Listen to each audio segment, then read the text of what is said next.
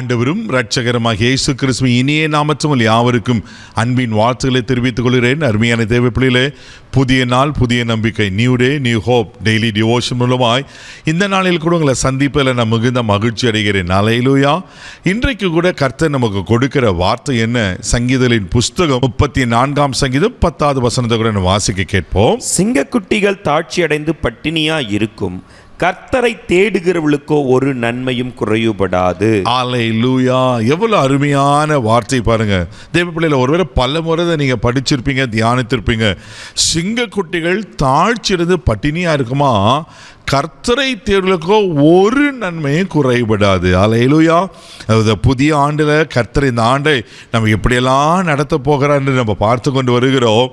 இந்த ஆண்டில் கூட கர்த்தர் சொல்லுகிறது என்னவென்றா, உங்களுக்குன்னு கர்த்தர் இந்த ஆண்டில் திட்டமிட்டிருக்கிற வைத்திருக்கிற தெய்வ சித்தம், ஆசீர்வாதங்கள், நன்மைகள், ஆமாம், எதெல்லாம் செய்யணும்னு ஆண்டோடைய சித்தத்தில் இருக்கோ அதில் ஒரு நன்மை கூட, ஒரு காரியம் கூட குறைவுபடாமல் கர்த்தர் நேர்த்தியாய் அழகாய் இதை செய்து முடிக்க போகிறார். அல்லேலூயா. இங்க வசனம் ரொம்ப அழகா இருக்கு. சிங்கக்குட்டிகள் தாழ்ச்சியிருந்து பட்டினியா இருக்குமா? தேவ பிள்ளையில, சிங்கக்குட்டிக்கு போய் பட்டினியே கிடைக்குமா? ஆமென். காட்டுக்கு ராஜா யார்? சிங்கம் தானே. அப்படிப்பட்ட சிங்கத்தையே ஒரு நாளைக்கு அதுக்கு பட்டினியா இருக்க வாய்ப்புகள் உண்டு. ஆனா கர்த்தரை தேடலுக்கோ ஒரு நன்மையும் குறைபடாதான்.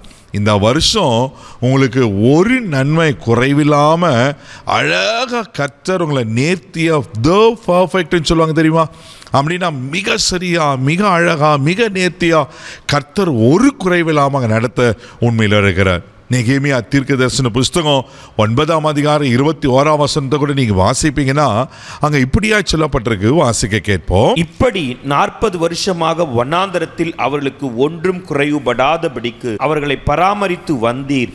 அவர்கள் வஸ்திரங்கள் பழமையாய் போகவும் இல்லை, அவர்கள் கால்கள் வீங்கவும் இல்லை. ஆண்டவர் இஸ்ரவேல் ஜனங்களை 40 வருஷம் வனாந்தரத்தில் அவர்களுக்கு ஒன்றும் குறைவுபடாதபடிக்கு, எவ்வளவு அழகா இருக்குல்ல. இந்த இஸ்ரவேல் ஜனங்கள் வணங்கா கழுத்துள்ள ஜனங்கள், ஆண்டவரை முறுமுறுத்த ஜனங்கள், ஆண்டவருக்கு எதிராய்ந்த ஜனங்கள், அவருடைய கற்பனைகளுக்கு கீழ்ப்படியாத ஜனங்கள். ஆனால் ஆண்டவர் அந்த ஜனங்கள் தன்னுடைய ஜனம் என்று அறிந்து அவங்க செய்த காரியத்தினால அவங்களை மன்னித்துட்டு ஆண்டவர் நேரத்தில் செய்கிறாரு, ஒரு நன்மையும் குறைபடாதபடிக்கு அவர்களை பராமரித்து வந்தீர். அல்லேலூயா. அவங்க வஸ்திரங்கள் பழசா போகலையா, அவர் கால்கள் வீங்கலையா. பாருங்க எவ்வளோ நல்ல ஆண்டவர். அப்போ 40 வருடங்கள் ஒரு குறைவில்லாமல் நடத்துவார்னா உங்களுக்கு குறைவில்லாமல் நடத்த உண்மையில தேவனா இருக்கிறார். இதை நம்புறீங்களா தேவ பிள்ளைகளே?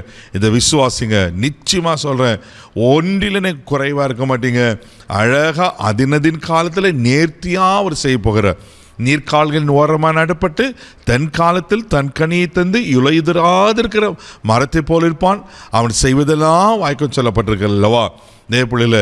ஆமீன். அதினதின் காலத்தில் ஆண்டவர் உங்களுக்கு கொடுக்க வேண்டிய எந்தெந்த நாட்களில் எதெல்லாம் செய்யணுமோ நேர்த்தியாக அழகாக செய்து முடிப்பார். நாகும் புஸ்தகம் 2ஆம் அதிகாரம் 12ஆம் வசனம் கூட வாசிக்கும் போது இப்படியா சொல்லப்பட்டிருக்கு. வாசிக்க கேட்போம். சிங்கம் தன் குட்டிகளுக்கு தேவையானதை பீறி தன் பெண் சிங்கங்களுக்கு வேண்டியதை தொண்டையை பிடித்து கொன்று இரைகளினால் தன் கெபியையும் பீறி போட்டவைகளினால் தன் தாபரங்களையும் நிரப்பிற்று. பாருங்களேன், சிங்கம் தன் குட்டிகளுக்கும் பெண் சிங்கத்துக்கும் தேவையானதை வேட்டையாடி பீறி கொண்டு வந்து அந்த குகையில் என்ன பண்ணாக்கா தாபரித்து வைக்குமா, சேர்த்து வைக்குமா. அப்படியேப்பட்ட சிங்கமே ஒரு நாள் தாழ்ச்சிருந்து பட்டினியாக இருக்கும்.